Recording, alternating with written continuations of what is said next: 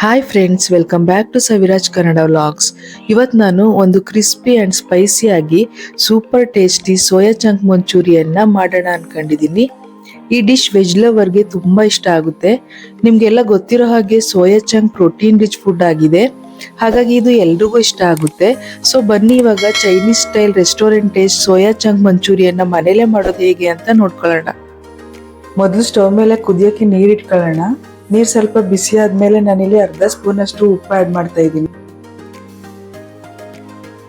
ಆಮೇಲೆ ನಾನಿಲ್ಲಿ 1 ಬೌಲ್ ಅಷ್ಟು ಸೋಯಾ ಚಂಕ್ಸ್ ತಗೊಂಡಿದ್ದೀನಿ. ಈ ಸೋಯಾ ಚಂಕ್ಸ್ ನ ಈಗ ಈ ಕುದಿತಿರೋ ನೀರಿಗೆ ಹಾಕೋಣ. ಈ ಸೋಯಾ ಚಂಕ್ಸ್ ಗೆ ಒಂದು 5 ನಿಮಿಷ ನೀರಲ್ಲಿ ಕುದಿಲಿ. ಒಂದು 5 ನಿಮಿಷ ನೀರಲ್ಲಿ ಇದು ಚೆನ್ನಾಗಿ ಬೇಯಬೇಕು.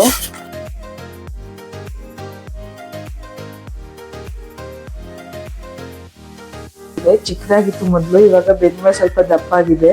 ಇದಾಗಿದೆ, ಇವಾಗ ಸ್ಟವ್ ಆಫ್ ಮಾಡೋಣ. ನಾವಿವಾಗ ನೀರನ್ನೆಲ್ಲ ಸೋಸ್ಕೊಂಡು ಇವಾಗ ಇದಕ್ಕೆ ತಣ್ಣೀರು ಆ್ಯಡ್ ಮಾಡೋಣ.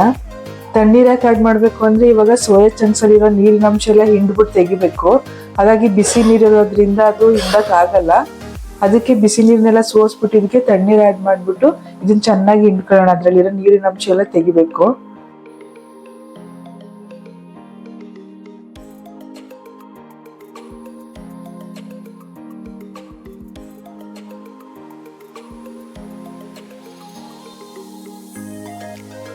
ನಾನಿಲ್ಲಿ ಬೇಯಿಸಿರೋಂಥ ಸೋಯಾ ಚಂಕ್ಸ್ನ 2 ಸಲ ತೊಳ್ಕೊಳ್ತಾ ಇದ್ದೀನಿ.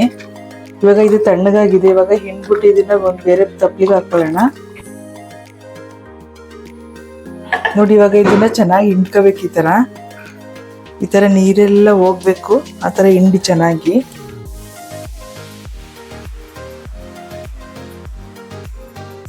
ಈ ಸೋಯಾದಲ್ಲಿರೋ ನೀರಿನ ಅಂಶ ಎಲ್ಲ ತೆಗ್ದಾಕಿ ಹಿಂಡ್ಬಿಟ್ಟು ಚೆನ್ನಾಗಿ.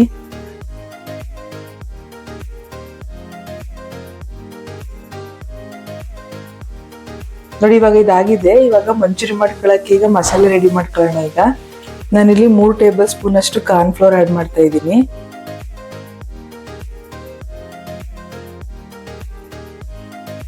2 ಟೇಬಲ್ ಸ್ಪೂನ್ ಅಷ್ಟು ಮೈದಾ ಹಾಕ್ತಾ ಇದ್ದೀನಿ.